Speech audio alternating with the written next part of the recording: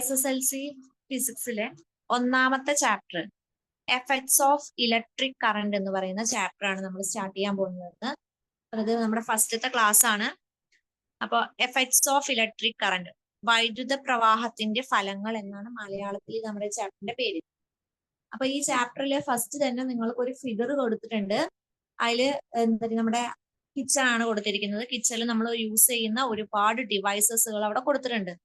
അപ്പൊ ഈ ഡിവൈസസ് ഒക്കെ എങ്ങനെയാണ് വർക്ക് ചെയ്യുന്നത്, അവിടെ നടക്കുന്ന എനർജി ചേഞ്ച് എന്തൊക്കെയാണ് നമ്മൾ എപ്പോഴെങ്കിലും ആലോചിച്ച് നോക്കിയിട്ടുണ്ടോ?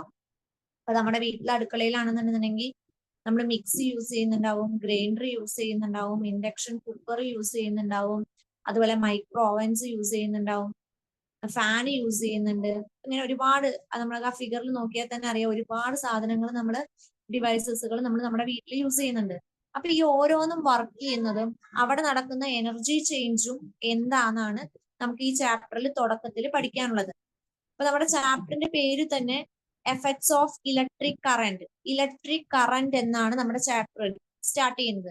അപ്പൊ കറന്റ് എന്ന് പറഞ്ഞാൽ നമ്മൾ ഇതൊക്കെ പഠിക്കുന്നതിന് മുന്നേ നമുക്ക് ബേസിക് ആയിട്ട് കുറച്ച് കാര്യങ്ങൾ അറിഞ്ഞിരിക്കണം. എക്സാം ഓറിയന്റഡ് ആയിട്ട് ആ ക്വസ്റ്റ്യൻസ് വരില്ല എന്നുണ്ടെന്നുണ്ടെങ്കിലും ചാപ്റ്ററിൽ പറയുന്ന കാര്യങ്ങൾ, ടേംസ് നമ്മൾ റിപ്പീറ്റ് ചെയ്യണ സമയത്ത് എന്താണ് ഈ കറന്റ്, അല്ലെങ്കിൽ റെസിസ്റ്റൻസ് എന്താണ്, പൊട്ടൻഷ്യൽ ഡിഫറൻസ് അല്ലെങ്കിൽ വോൾട്ടേജ് എന്താണ്, ഈ പറയുന്ന കാര്യങ്ങളൊക്കെ നമുക്ക് ബേസിക് ആയിട്ട് അറിഞ്ഞിരിക്കണം. എന്നാലാണ് നമ്മൾ ഈ ചാപ്റ്റർ പഠിക്കുന്നത് കൊണ്ട് ഒരു അർത്ഥമുള്ളൂ. അപ്പോ അതിൽ ആദ്യത്തെ ടേം ആണ് ഇലക്ട്രിക് കറന്റ് എന്ന് പറയുന്നത്. ഇലക്ട്രിക് കറന്റ് എന്ന് പറഞ്ഞാൽ it is the amount of charges that flows through a second in 1 second.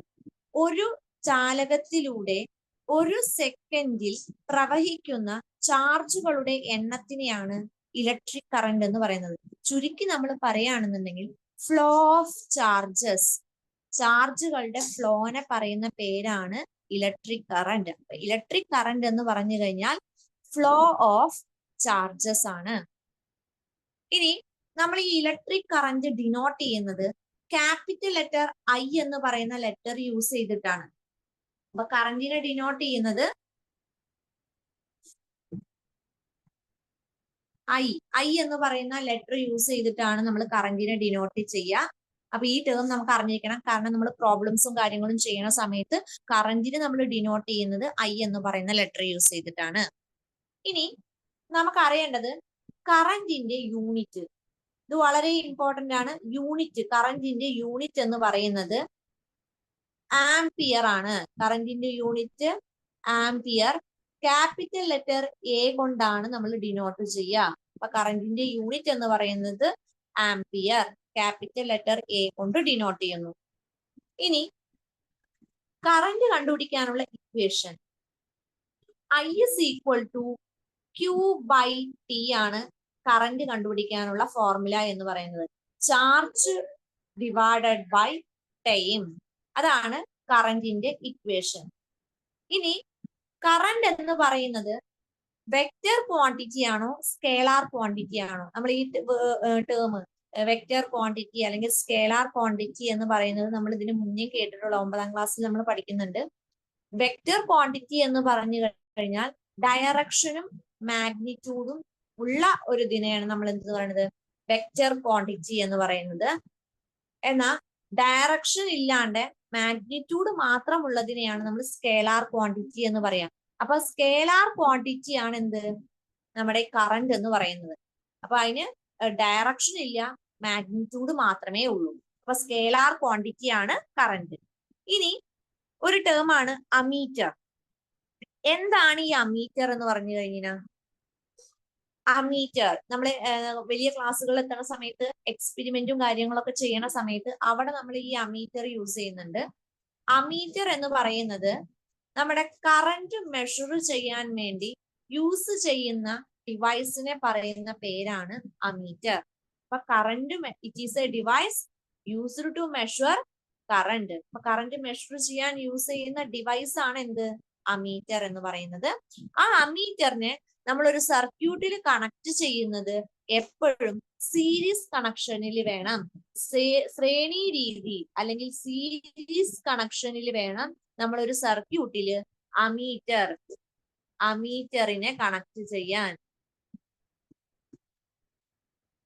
ഇനി നമ്മൾ സർക്യൂട്ട് വരയ്ക്കുന്ന സമയത്ത് നമുക്കറിയാം ഈ ഓരോ പറയുന്ന ഇതിനും ഓരോ സിമ്പലുകൾ വെച്ചിട്ടാണ് നമ്മൾ ഡിനോട്ട് ചെയ്യുന്നത്. അപ്പോ അമീറ്റർ നമ്മളൊരു സർക്യൂട്ടിൽ കാണിക്കുന്നത് ഏത് സിമ്പൽ യൂസ് ചെയ്തിട്ടാണ്? ഇങ്ങനെ ഒരു റൗണ്ടിന്റെ ഉള്ളില് എ എന്ന് പറഞ്ഞിട്ട് എഴുതിയിട്ടാണ് നമ്മൾ അമീറ്ററിനെ കാണിക്കുക. ഇങ്ങനെയാണ് നമ്മളൊരു സർക്യൂട്ട് കണക്ട് ചെയ്യുന്ന സമയത്ത് ആ സർക്യൂട്ടിൽ അമീറ്റർ കാണിക്കുന്നത് ഇങ്ങനെയാണ്. ഇതിനൊരു പോസിറ്റീവ് ടെർമിനലും ഉണ്ടായിരിക്കും, ഒരു നെഗറ്റീവ് ടെർമിനലും ഉണ്ടായിരിക്കും. നമ്മുടെ ഒറിജിനൽ അമീറ്റർ കാണുകയാണെന്നുണ്ടെങ്കിൽ അതിലൊരു റെഡ് കളറിലും ഒരു ഇതുണ്ടാവും, അതേപോലെ ബ്ലാക്ക് കളറിലും ആയിരിക്കും ഉണ്ടാവുക.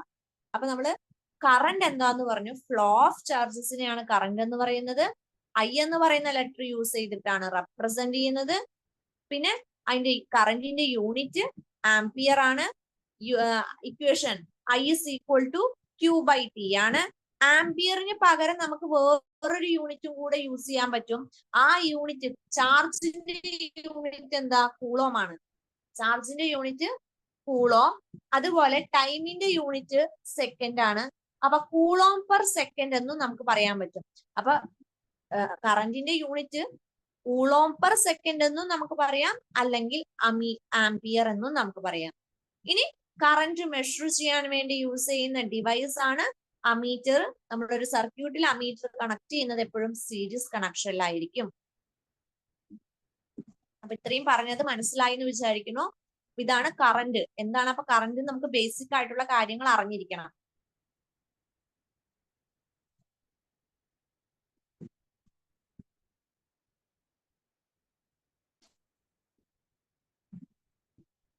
അടുത്ത ടേം ആണ് പൊട്ടൻഷ്യൽ ഡിഫറൻസ്, പൊട്ടൻഷ്യൽ വ്യത്യാസം എന്ന് പറയുന്നത്.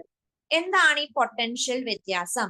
അതായത് വി എന്ന് പറയുന്ന ലെറ്റർ യൂസ് ചെയ്തിട്ടാണ് പൊട്ടൻഷ്യൽ ഡിഫറൻസ് നമ്മൾ ഡിനോട്ട് ചെയ്യുന്നത്. അപ്പൊ ഡിനോട്ട് ചെയ്യുന്ന ലെറ്റർ വി വെച്ചിട്ടാണ്. V is equal to W divided by T. Equation വന്നിട്ട് ഡബ്ല്യു ഡിവൈഡഡ് ബൈ ക്യൂ. അപ്പൊ വർക്ക് ഡൺ പെർ ചാർജിനെ പറയുന്ന പേരാണ് എന്ത്? പൊട്ടൻഷ്യൽ ഡിഫറൻസ് അല്ലെങ്കിൽ പൊട്ടൻഷ്യൽ വ്യത്യാസം.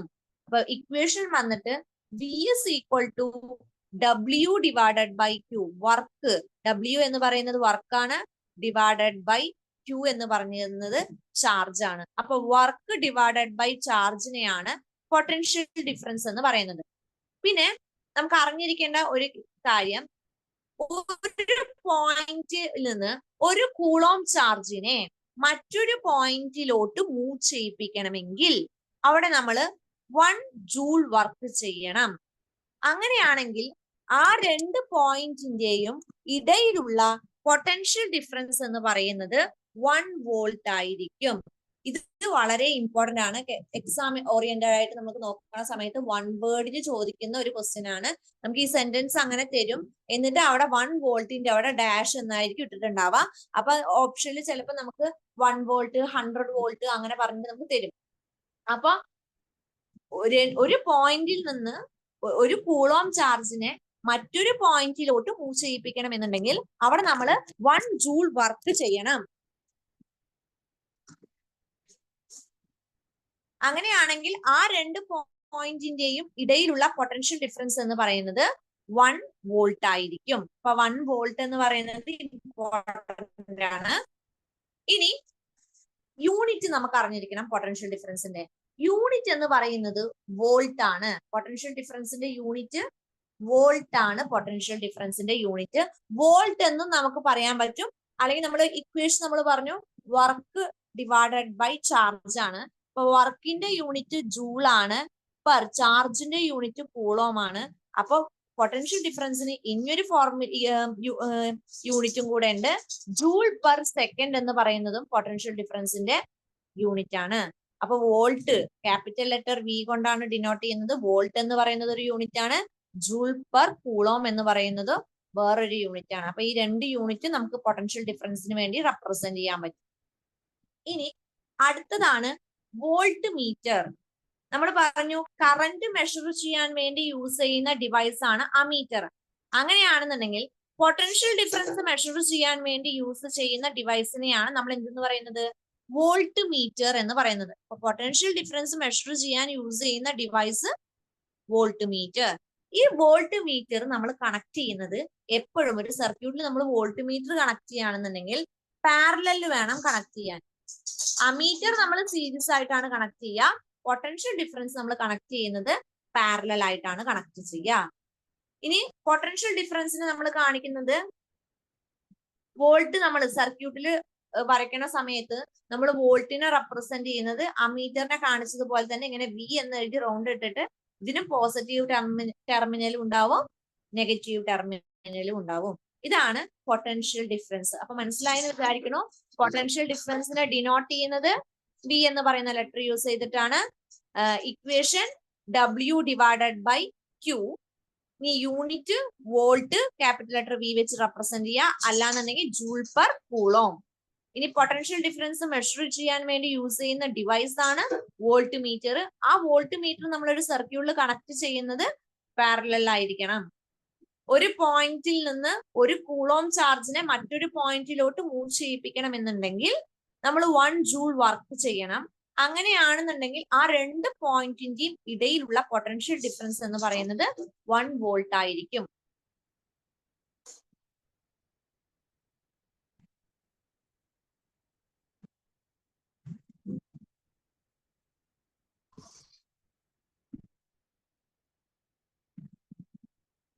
ഇനി നെക്സ്റ്റ് ടേം ആണ് റെസിസ്റ്റേഴ്സ്, പ്രതിരോധകങ്ങൾ എന്ന് പറയുന്നത്.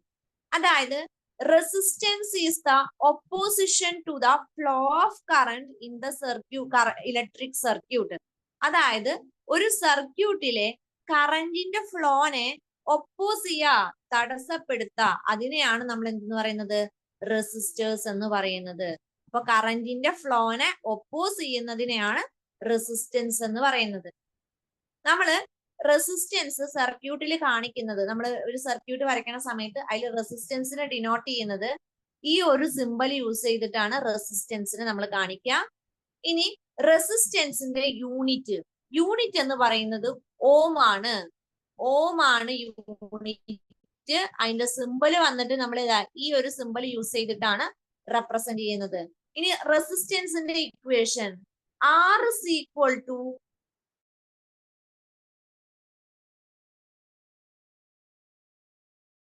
കറന്റിനെയാണ് നമ്മൾ എന്തെന്ന് പറയുന്നത്? റെസിസ്റ്റൻസ് എന്ന് പറയുന്നത്. അതായത് പൊട്ടൻഷ്യൽ ഡിഫറൻസ് വോൾട്ടേജിന് ഡയറക്ട്ലി പ്രൊപ്പോർഷണലും കറന്റിന് ഇൻവേഴ്സ്ലി പ്രൊപ്പോർഷണലുമാണ്. ഒരു സർക്യൂട്ടില് റെസിസ്റ്റൻസ് കൂടിക്കഴിഞ്ഞാൽ ആ സർക്യൂട്ടിലൂടെയുള്ള കറന്റിന്റെ ഫ്ലോ കുറയാണ് ചെയ്യുക. അപ്പൊ റെസിസ്റ്റൻസും കറന്റും ഇൻവേഴ്സ്ലി പ്രൊപ്പോർഷണൽ ആണ്. ഒന്ന് കൂടാണെന്നുണ്ടെങ്കിൽ മറ്റേത് കുറയാണ് ചെയ്യുക. അപ്പൊ റെസിസ്റ്റൻസ് എന്ന് പറഞ്ഞു കഴിഞ്ഞാൽ കറന്റിന്റെ ഫ്ലോനെ ഒപ്പോസ് ചെയ്യുക. അതുപോലെ equation R is equal to V/I. Capital letter R എന്ന് പറയുന്ന ലെറ്റർ യൂസ് ചെയ്തിട്ടാണ് നമ്മൾ റെസിസ്റ്റൻസിനെ ഡിനോട്ട് ചെയ്യുന്നത്.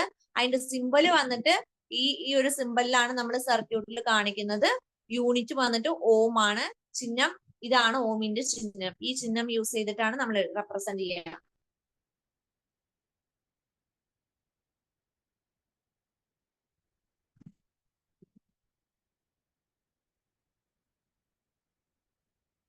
നെക്സ്റ്റ് ടോപ്പിക് ആണ് factors affecting resistance.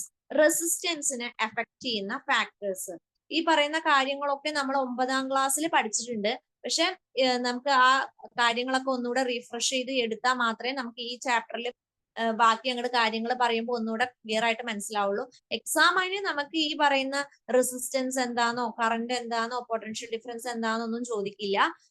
Exam oriented ആയിട്ടല്ല, നമുക്ക് ജനറൽ ആയിട്ട് അറിഞ്ഞിരിക്കണം. എന്നാലാണ് ഓരോ ടേംസും പറയുമ്പോൾ മനസ്സിലാവുള്ളൂ. അതിന് വേണ്ടിയിട്ടാണ് ഈ നമ്മൾ മുന്നേ പഠിച്ച കാര്യങ്ങളൊക്കെ റിപ്പീറ്റ് ചെയ്തിട്ട് പറയുന്നത്.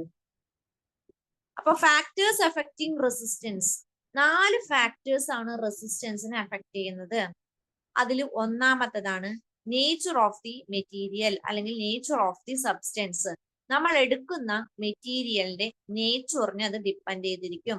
അപ്പൊ നമുക്കറിയാം എല്ലാ ഒബ്ജക്റ്റിനും നമ്മൾ എടുക്കുന്ന ഏതൊരു കണ്ടക്ടിങ് വയർ ആണെന്നുണ്ടെങ്കിലും അതിനെല്ലാറ്റിനും റെസിസ്റ്റൻസ് എന്തായിരിക്കില്ല, ഒരേപോലെ ആകണമെന്നില്ല. ഇപ്പൊ നിക്രോം വയറും കോപ്പർ വയറും എടുക്കുകയാണെന്നുണ്ടെങ്കിൽ നിക്രോമിന് ഒരു റെസിസ്റ്റൻസ്, കോപ്പറിന് വേറൊരു റെസിസ്റ്റൻസ് ആയിരിക്കും.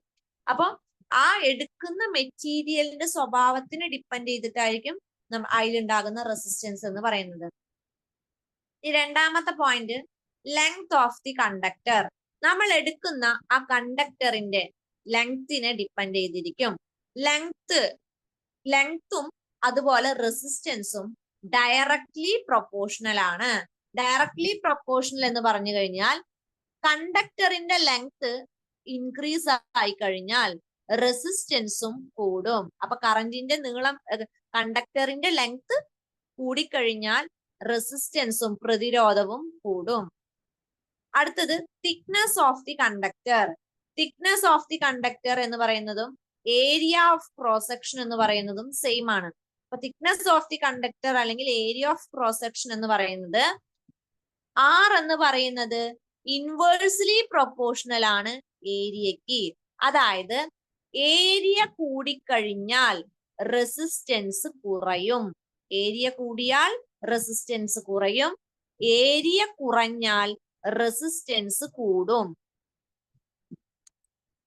ഇനി ലാസ്റ്റ് വൺ ആണ് ടെമ്പറേച്ചർ അല്ലെങ്കിൽ ഊഷ്മാവ്. ടെമ്പറേച്ചർ എന്ന് പറഞ്ഞു കഴിഞ്ഞാൽ നമുക്കറിയാം റെസിസ്റ്റൻസും ടെമ്പറേച്ചറും ഡയറക്ട്ലി പ്രൊപ്പോർഷണൽ ആണ്. ടെമ്പറേച്ചർ, ഒരു സർക്യൂട്ടിലെ ടെമ്പറേച്ചർ ഇൻക്രീസ് ചെയ്താൽ റെസിസ്റ്റൻസും ഇൻക്രീസ് ചെയ്യും. ടെമ്പറേച്ചർ ഡിക്രീസ് ആയാൽ റെസിസ്റ്റൻസും ഡിക്രീസ് ആകും. അപ്പൊ ആദ്യത്തെ point nature of the material ആയിരുന്നു. രണ്ടാമത്തത് ലെങ്ത് ഓഫ് ദി കണ്ടക്ടർ ആയിരുന്നു. കണ്ടക്ടറിന്റെ ലെങ്ത് കൂടിക്കഴിഞ്ഞാൽ resistance also increases. Thickness of the conductor അല്ലെങ്കിൽ ഏരിയ ഓഫ് ക്രോസ് സെക്ഷൻ, അത് ഇൻവേഴ്സ്ലി പ്രൊപ്പോർഷണൽ ആണ് റെസിസ്റ്റൻസിന് ഏരിയ എന്ന് പറയുന്നത്.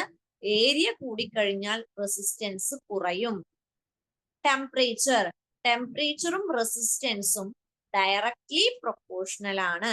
ടെമ്പറേച്ചർ കൂടിക്കഴിഞ്ഞാൽ റെസിസ്റ്റൻസ് ആൾസോ ഇൻക്രീസസ്.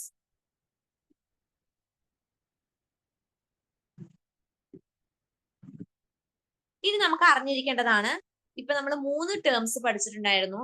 ഒന്ന് പൊട്ടൻഷ്യൽ ഡിഫറൻസ്, പിന്നെ ഒന്ന് കറന്റ്, പിന്നെ ഒന്ന് റെസിസ്റ്റൻസ്. ഇങ്ങനെ 3 ടേം ആണ് നമ്മൾ പഠിച്ചത്. അപ്പൊ ഈ 3ഉം കണക്ട് ചെയ്തിട്ട് നമുക്കൊരു ഫോർമുലാസ് മേക്ക് ചെയ്യാനുണ്ട്. അതിൽ അടുത്ത ടോപ്പിക് ആണ് ഓംസ് ലോ. ഓംസ് ലോ എന്ന് പറഞ്ഞു കഴിഞ്ഞാൽ വി എന്ന് പറയുന്നത്, അത് പൊട്ടൻഷ്യൽ ഡിഫറൻസ് എന്ന് പറയുന്നത് ഡയറക്ട്ലി പ്രൊപ്പോർഷണൽ ആണ് കറന്റിന്. അപ്പൊ വി പ്രൊപ്പോർഷണൽ ഐ ആണ് ഓംസ് ലോ ഇൻഡിക്കേറ്റ് ചെയ്യുന്നത്. അതില് ഈ V by I is equal to എന്താണ്? കോൺസ്റ്റന്റ് ആണ്. V by I is equal to constant. ആ കോൺസ്റ്റന്റ്, പ്രൊപ്പോർഷണാലിറ്റി കോൺസ്റ്റന്റ് എന്ന് പറയുന്നത് ആർ ആണ്. ആർ ഇസ് ഈക്വൽ ടു ആണ് വി ബൈ ഐ എന്ന് പറയുന്നത്. അപ്പൊ ഈ ആറിനെ പറയുന്ന പേരാണ് എന്ത്? റെസിസ്റ്റൻസ് എന്ന്. അപ്പൊ R is equal to V by I. Ohm's law എന്താ ചോദിച്ചു കഴിഞ്ഞാൽ potential difference is directly proportional to the current in a circuit. അതാണ് എന്ത്? Ohm's law. അപ്പൊ R is equal to V by I. ഇനി നമുക്ക് ഈ ഓംസ് ലോ ബേസ് ചെയ്തിട്ട് ഒരു 3 ഇക്വേഷൻസ് ഉണ്ട്. അപ്പൊ ആ ഇക്വേഷൻസ് നമുക്ക് പ്രോബ്ലംസ് ചെയ്യുന്ന സമയത്ത് ആവശ്യമുണ്ട്. അപ്പൊ ഇക്വേഷൻസ് നമുക്ക് ഇതിൽ ഈ ചാപ്റ്ററിൽ ഒരുപാട് ഇക്വേഷൻസ് വരുന്നുണ്ട്. അപ്പൊ എല്ലാ ഇക്വേഷൻസും നമുക്ക് ബൈ ഹാർട്ട് ചെയ്തിട്ട് വെക്കുന്നതിനെക്കാട്ടിയും ചിലപ്പോൾ ബൈ ഹാർട്ട് ചെയ്ത് വെച്ച് കഴിഞ്ഞാൽ ചിലപ്പോൾ ചിലവർക്ക് കൺഫ്യൂഷൻ വരാനുള്ള ചാൻസ് ഉണ്ട്, അല്ലെങ്കിൽ ചിലപ്പോൾ ഓർമ്മയില്ലാതെ വരാനുള്ള ചാൻസ് ഉണ്ട്. അപ്പൊ അതിന് എളുപ്പത്തിന് വേണ്ടിയിട്ട് ഈ ഒരു ട്രയാങ്കിള് എപ്പോഴും മൈൻഡിൽ വെച്ചാൽ മതി. V I R. ഇനി നമുക്കിതില് വി ആണ് കണ്ടുപിടിക്കേണ്ടത്. പൊട്ടൻഷ്യൽ ഡിഫറൻസ് ആണ് കണ്ടുപിടിക്കേണ്ടതെന്നുണ്ടെങ്കിൽ V is equal to, V ഒന്ന് അടച്ചു പിടിക്കാം. അപ്പൊ എന്തെന്ന് കിട്ടും? ഐ ആർ എന്ന് കിട്ടും. ഐ ഇൻറ്റു ആർ എന്ന് കിട്ടും. ഇനി നമുക്ക് ആർ ആണ് കണ്ടുപിടിക്കേണ്ടതെന്നുണ്ടെങ്കിൽ ആറിന്റെ ഭാഗം ഒന്ന് അടച്ചു പിടിച്ചു കഴിഞ്ഞാൽ വി ബൈ ഐ എന്ന് കിട്ടും.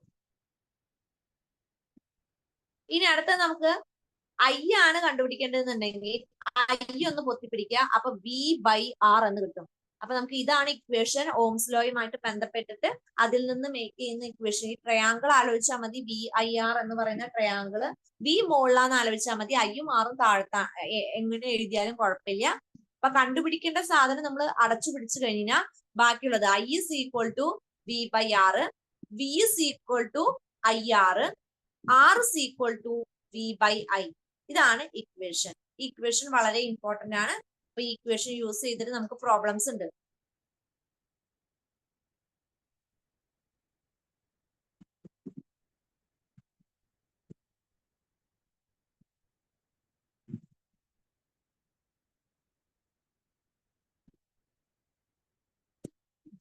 ഇനി നമ്മള് എനർജി ചേഞ്ച്, ഇത് വളരെ ഇമ്പോർട്ടന്റ് ആയിട്ടുള്ള ഒരു ടോപ്പിക് ആണ്. നമുക്ക് എക്സാം ഓറിയന്റഡ് ആയിട്ട് നോക്കുമ്പോൾ വൺ വേർഡിനൊക്കെ ചോദിക്കുന്നതാണ്, അല്ലെങ്കിൽ മാച്ച് ദി ഫോളോയിങ് ആയിട്ടൊക്കെ, അല്ലെങ്കിൽ ഫിൽ ഇൻ ദി ബ്ലാങ്ക് ആയിട്ട് നമുക്ക് വരുന്ന ഒരു ക്വസ്റ്റ്യൻ ആണിത്. ഓരോ ഡിവൈസസുകളും അതിന്റെ എനർജി ചേഞ്ച് നമ്മൾ പഠിച്ചിരിക്കണം.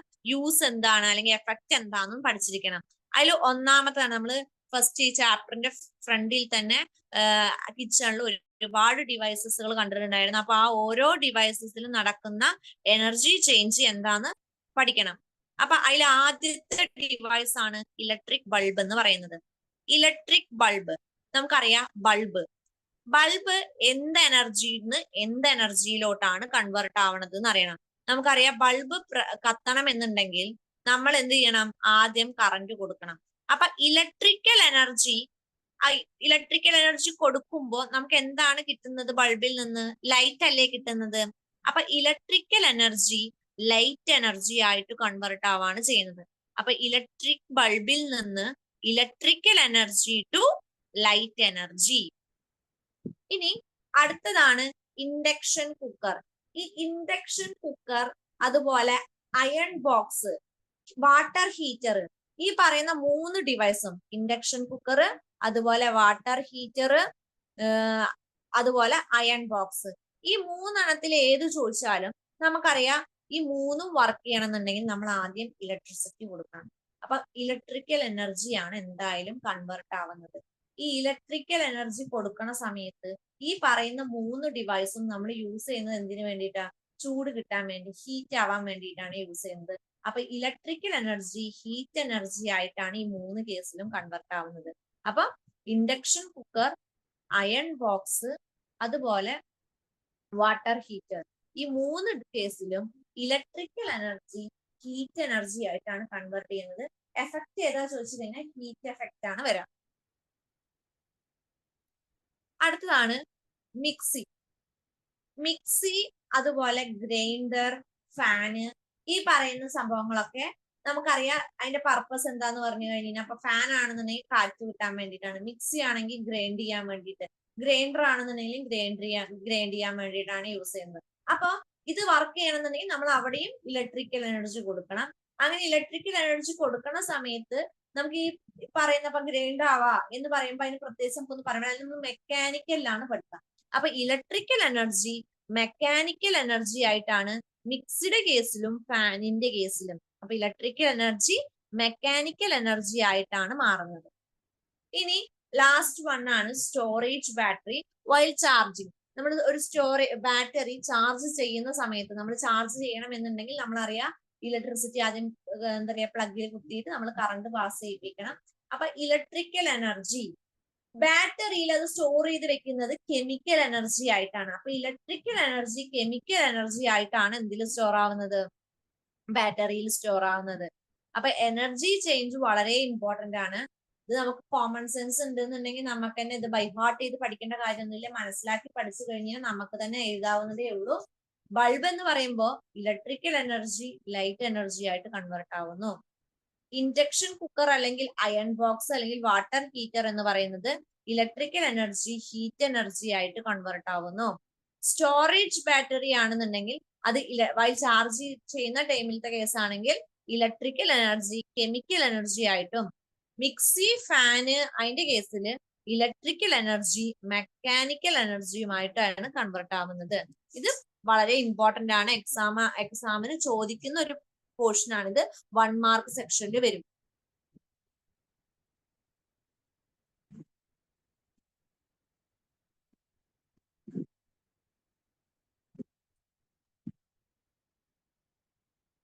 അടുത്തത് laws of conservation of energy.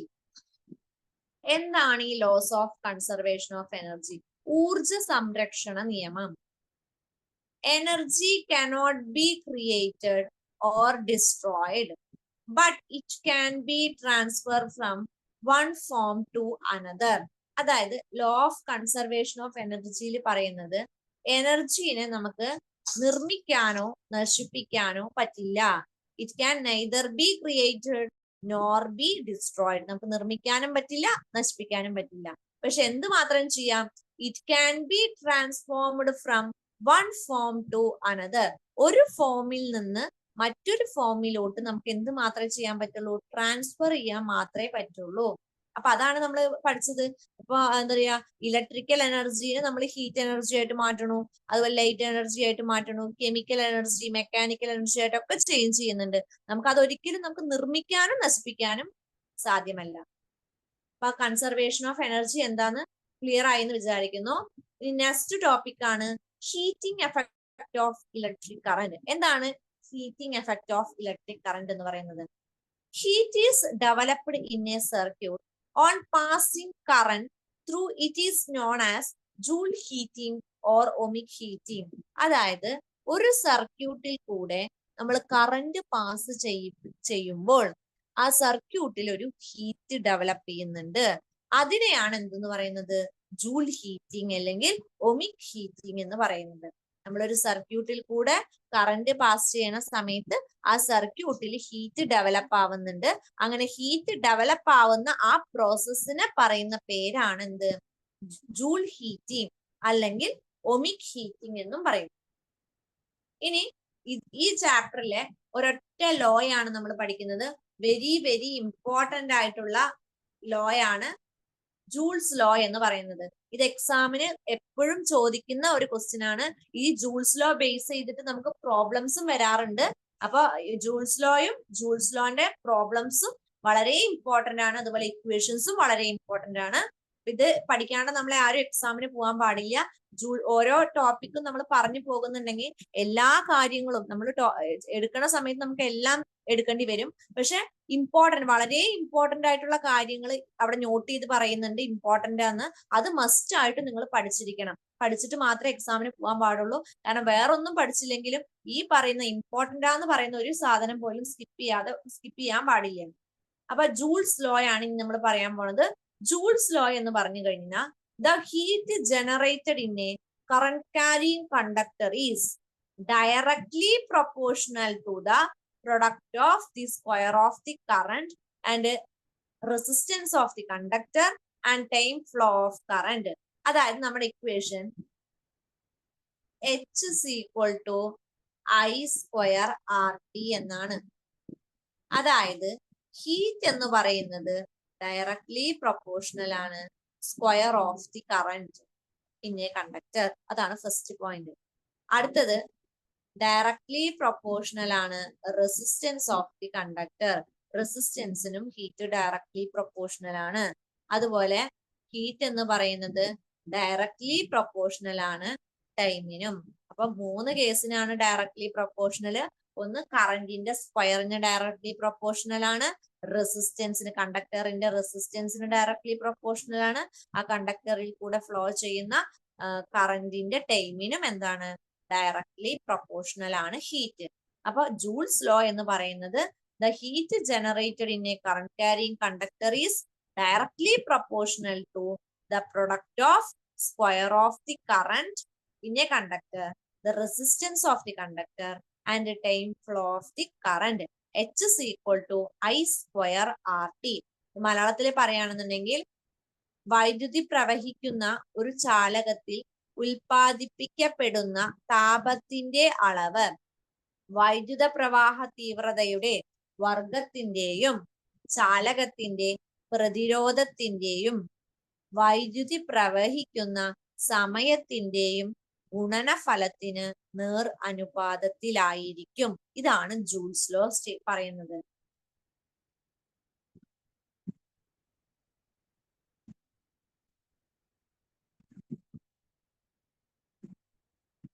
ഇനി ജൂൾസ് ലോ നമുക്ക് പറഞ്ഞു, ജൂൾസ് ലോ ബേസ് ചെയ്തിട്ട് നമുക്ക് പ്രോബ്ലംസ് ഉണ്ട്. അപ്പൊ അതിന്റെ ഇക്വേഷൻസ് വളരെ ഇമ്പോർട്ടന്റ് ആണ്, ഇക്വേഷൻസ് പഠിച്ചിരിക്കണം. അതിൽ ഒന്നാമത്തെ ഹീറ്റ് കണ്ടുപിടിക്കാനുള്ള ഫസ്റ്റത്തെ ഇക്വേഷൻ ആണ് H is equal to I square RT. Second question, അതായത് കറന്റും റെസിസ്റ്റൻസും ടൈമും അറിഞ്ഞാൽ നമ്മൾ ഏത് ഇക്വേഷൻ യൂസ് ചെയ്യാം? H is equal to I square RT എന്ന് പറയുന്ന ഇക്വേഷൻ യൂസ് ചെയ്യാം. H is equal to V square by R into T എന്ന് പറയുന്നത്, അതില് നമ്മള് വോൾട്ട്, റെസിസ്റ്റൻസ്, അതുപോലെ ടൈം, ഈ മൂന്നെണ്ണം അറിയാണെന്നുണ്ടെങ്കിൽ നമുക്ക് ഏത് ഇക്വേഷൻ യൂസ് ചെയ്യാം? H is equal to V square T by R എന്ന് പറയുന്ന ഇക്വേഷൻ യൂസ് ചെയ്യാം. അടുത്തത് H is equal to VIT, വോൾട്ടും കറന്റും ടെമ്പറേച്ചറും, അതായത് റെസിസ്റ്റൻസ് ഈ കേസിൽ നമുക്ക് അറിയില്ല. അങ്ങനെയാണെന്നുണ്ടെങ്കിൽ നമുക്ക് ഈ ഇക്വേഷൻ യൂസ് ചെയ്യാം. ഇനി പ്രോബ്ലത്തിൽ ഈ ഒരൊറ്റ ഇക്വേഷൻ യൂസ് ചെയ്തിട്ട് നമുക്ക് പ്രോബ്ലം സോൾവ് ചെയ്യാൻ പറ്റും. ഇപ്പോ നമുക്ക് ക്വസ്റ്റ്യനില് നമുക്ക് R അറിയില്ല എന്നുണ്ടെങ്കിൽ ഓംസ് ലോ വെച്ചിട്ട് നമ്മൾ എന്ത് കണ്ടുപിടിക്കാം? V by I ചെയ്ത് കഴിഞ്ഞാൽ എന്ത് കിട്ടും? R കിട്ടും. അപ്പൊ ഈ V by I ചെയ്തിട്ട് കിട്ടുന്ന R-നെ നമ്മൾ ഈ ഒന്നാമത്തെ ഇക്വേഷനിൽ R കാണുന്നോടത്ത് സബ്സ്റ്റിറ്റ്യൂട്ട് ചെയ്ത് കൊടുക്കാം. ഇനിയിപ്പോ നമുക്ക് അപ്പൊ അങ്ങനെ യൂസ് ചെയ്യുന്നതിന് പകരം നമുക്ക് ഈ ഇക്വേഷനിൽ ഡയറക്റ്റ് ആയിട്ട് ചെയ്ത് കഴിഞ്ഞാൽ ഉത്തരം കിട്ടും. ഇപ്പൊ നമുക്ക് ഒരു പ്രോബ്ലം തരാണെന്നുണ്ടെങ്കിൽ അതിൽ R തന്നിട്ടില്ല എന്നുണ്ടെങ്കിൽ നമുക്ക് ഡയറക്റ്റ് ആയിട്ട് H is equal to VIT എന്ന് പറയുന്ന ഇക്വേഷൻ യൂസ് ചെയ്യാം. ഇനിയിപ്പോ അതല്ല, ആ ഇക്വേഷൻ അറിയാത്തവരാണെന്നുണ്ടെങ്കിൽ നമ്മൾ ആദ്യം എന്ത് ചെയ്യുക? ഓംസ് ലോ യൂസ് ചെയ്തിട്ട് R കണ്ടുപിടിക്കുക. V by I യൂസ് ചെയ്ത് R-ന്റെ വാല്യൂ കണ്ടുപിടിച്ചിട്ട് അത് നമ്മുടെ ഒന്നാമത്തെ ഇക്വേഷൻ ആയ H is equal to I square RT എന്ത് ചെയ്യുക? സബ്സ്റ്റിറ്റ്യൂട്ട് ചെയ്ത് കൊടുത്താൽ നമുക്ക് ചെയ്യാൻ പറ്റും. അതേപോലെ തന്നെയാണ് അടുത്തത്. ഇപ്പൊ നമുക്ക് I അറിയാത്ത കേസാന്ന് വിചാരിക്കാം. I അറിയില്ലെങ്കിൽ നമുക്കറിയാം ഇക്വേഷൻ എന്താ? V by R. അപ്പൊ അതിലിവിടെ നമ്മുടെ equation H is equal to I square RT എന്നല്ലേ? അതിൽ I നമുക്കറിയില്ല. Iന്റെ സ്ഥാനത്ത് എന്തെന്ന് കൊടുക്കുക? V by R എന്ന് കൊടുക്കുക. അപ്പൊ I ഹോൾ സ്ക്വയർ ആണ്, അപ്പൊ V സ്ക്വയർ R സ്ക്വയർ എന്ന് വരും, പിന്നെ RT എന്ന് വരും. ഈ ഇതിലത്തെ ഒരു ആറും ഇതിലത്തെ ഒരു ആറും കട്ട് ചെയ്ത് കഴിഞ്ഞാൽ V square T divided by R എന്ന് കിട്ടും. അതാണ് നമ്മുടെ സെക്കൻഡ് ഇക്വേഷൻ. അതായത് നമുക്ക് I അറിയാത്ത കേസിൽ ഒന്നില്ലെങ്കിൽ H is equal to V square T by R എന്ന് പറയുന്ന ഇക്വേഷനിൽ ഡയറക്റ്റ് ആയിട്ട് സബ്സ്റ്റിറ്റ്യൂട്ട് ചെയ്ത് കൊടുക്കുക.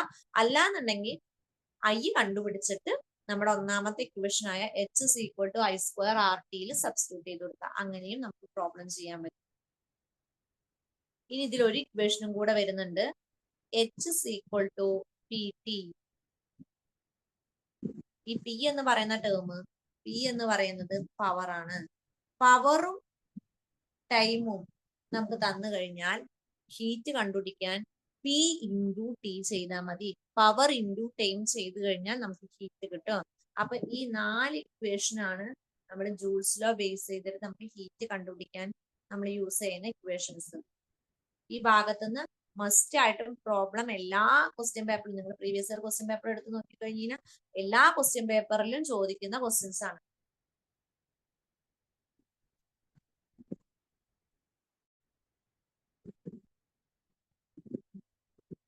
Complete the following table on the basis of Joule's law. ഇനി ജൂൾസ് ലോന്റെ ബേസിസിൽ നമുക്ക് ഈ ഓരോ പ്രോബ്ലംസും ഈ ഓരോ ടേബിളിലത്തെ കോളംസും ഫില്ല് ചെയ്യാനാണ് പറഞ്ഞിരിക്കുന്നത്. അതിൽ ആദ്യത്തെ ക്വസ്റ്റ്യൻ വന്നിട്ട് resistance of the conductor R. അപ്പൊ R നമുക്ക് തന്നിട്ടുണ്ട് 2R എന്ന് തന്നിട്ടുണ്ട്. അപ്പൊ ഒരു പ്രോബ്ലം ചെയ്ത് കാണിച്ചിട്ടുണ്ട് അവര് നമ്മുടെ ടെക്സ്റ്റ് ബുക്കിൽ തന്നെ. ഇത് ടെക്സ്റ്റ് ബുക്കിലത്തെ പ്രോബ്ലം ആണ്. അപ്പൊ R എന്ന് പറയുന്നത് R is equal to 2R ആണ് തന്നിട്ടുണ്ട്. കറന്റ് തന്നിട്ടുണ്ട്. അപ്പൊ I is equal to I തന്നെയാണ് തന്നിരിക്കുന്നത്. ടൈം തന്നിട്ടുണ്ട്. T is equal to T തന്നെയാണ്. നമ്മുടെ ഇക്വേഷൻ എന്താ? H is equal to I square RT. ഇതാണ് നമ്മുടെ ഇക്വേഷൻ. ആ ഇക്വേഷനില് ഐന്റെ സ്ഥാനത്ത് I തന്നെയാണ്. അപ്പൊ I കൊടുത്തു. I square. റെസിസ്റ്റൻസിന്റെ സ്ഥാനത്ത് റെസിസ്റ്റൻസ് എന്ന് പറയുന്നത് 2R ആണ്. അപ്പൊ ഇൻറ്റു 2R ഇൻറ്റു ടൈമിന്റെ സ്ഥാനത്ത് ടൈം തന്നെയാണ്.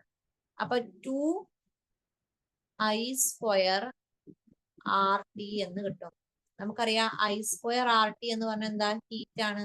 അപ്പൊ 2 ഇതിന് മൊത്തത്തിൽ നമുക്ക് എച്ച് എന്ന് എഴുതാം, 2H എന്ന് കിട്ടും.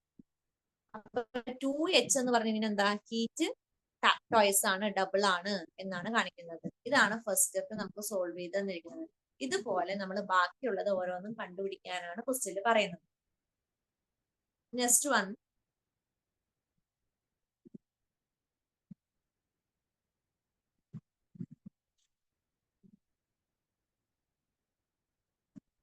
റെസിസ്റ്റൻസ് നമുക്ക് തന്നിട്ടുണ്ട് 6 കറന്റ് നമുക്ക് തന്നിട്ടുണ്ട് I is equal to 2I.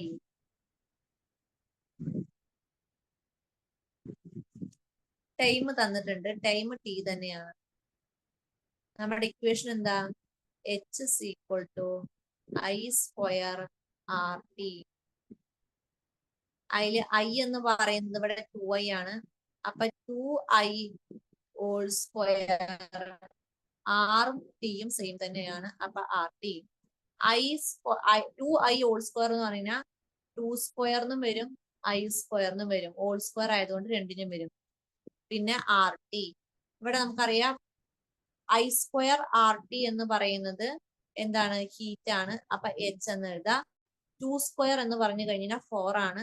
അപ്പൊ ഇവിടുത്തെ ആൻസർ 4H എന്നാണ് വരിക. രണ്ടാമത്തെ answer 4H, 4I square RT എന്ന് കിട്ടും. അപ്പൊ നമുക്ക് ഇവിടെ എന്തെന്ന് എഴുതാം, 4H എന്ന് എഴുതാം.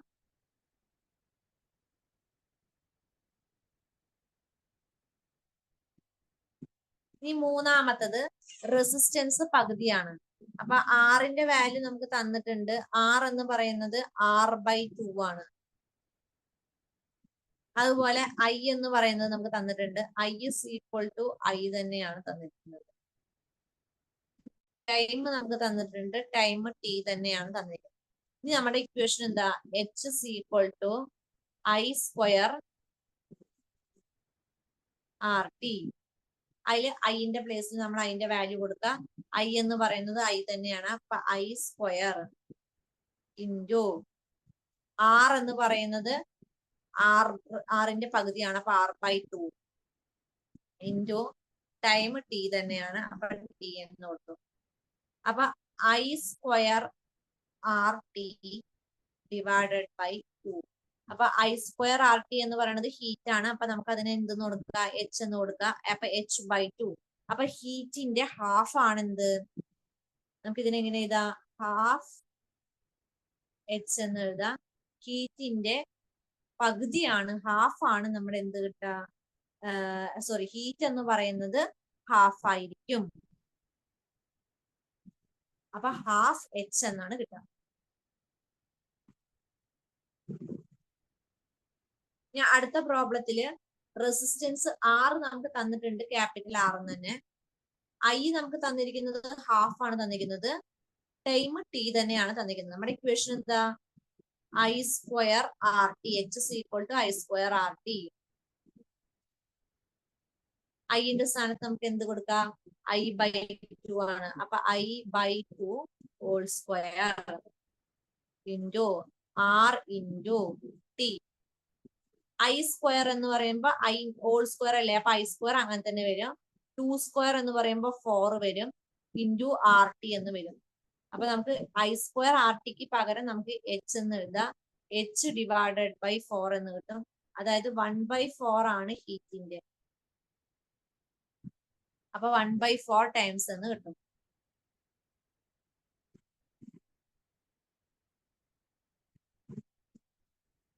നെക്സ്റ്റ് നമുക്ക് R തന്നെയാണ്, I തന്നെയാണ്, ടൈം 2T ആണ്.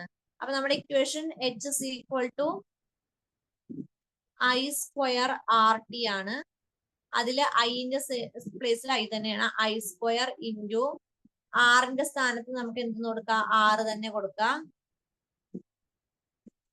ടൈമിന്റെ സ്ഥാനത്ത് നമുക്ക് 2T എന്ന് കൊടുക്കാം.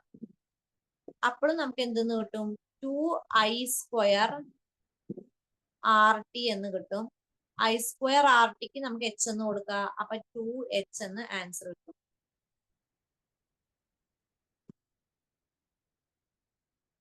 ഇനി ലാസ്റ്റ് വൺ വന്നിട്ട് ടൈം ഹാഫ് ആവുന്ന കേസാണ്.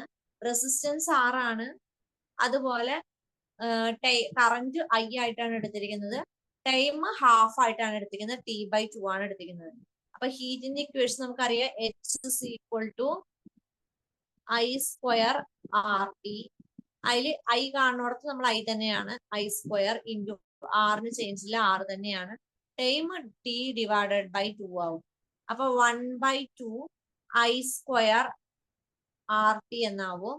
I² RT എന്ന് പറയുന്നത് H ആണ്. അപ്പൊ ഹാഫ് H എന്ന് കിട്ടും.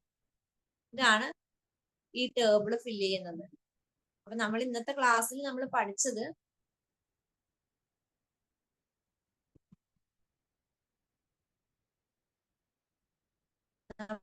ചാപ്റ്ററിന്റെ പേര് എഫക്ട്സ് ഓഫ് ഇലക്ട്രിക് കറന്റ് എന്നായിരുന്നു.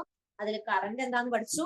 അതുപോലെ അടുത്ത ടോപ്പിക്ക് പൊട്ടൻഷ്യൽ ഡിഫറൻസ് എന്താന്ന് പഠിച്ചു, റെസിസ്റ്റേഴ്സ് പ്രതിരോധകങ്ങൾ എന്താന്ന് പഠിച്ചു, ഏതൊക്കെ ഫാക്ടേഴ്സിനെയാണ് റെസിസ്റ്റൻസ് എഫക്ട് ചെയ്യുന്നത് എന്ന് പഠിച്ചു. പിന്നെ എനർജി ചേഞ്ച്, ഇത് എക്സാമിന് ചോദിക്കുന്നതാണ്. ഓരോ ഡിവൈസസിലും ഉണ്ടാകുന്ന എനർജി ചേഞ്ച്, ഇലക്ട്രിക്കൽ എനർജി ഏത് എനർജി ആയിട്ടാണ് കൺവേർട്ട് ചെയ്യുന്നത് എന്ന് പഠിച്ചു. പിന്നെ നമ്മൾ പഠിച്ചതാണ് laws of conservation of energy, അതുപോലെ heating effect of electric current അല്ലെങ്കിൽ ജൂൾ ഹീറ്റിംഗ് എന്താന്ന് പഠിച്ചു. പിന്നെ പഠിച്ചതാണ് ജൂൾസ് ലോ എന്ന് പറയുന്നത്. അത് വളരെ വളരെ ഇമ്പോർട്ടന്റ് ആണ് ജൂൾസ് ലോയും. ആ ജൂൾസ് ലോന്റെ 4 ഇക്വേഷൻസ്, ഒന്ന് H=I² RT എന്ന് പറയുന്നത്, പിന്നെ H=V² T/R എന്ന് പറയുന്നത്, H=VIT, H=P × T.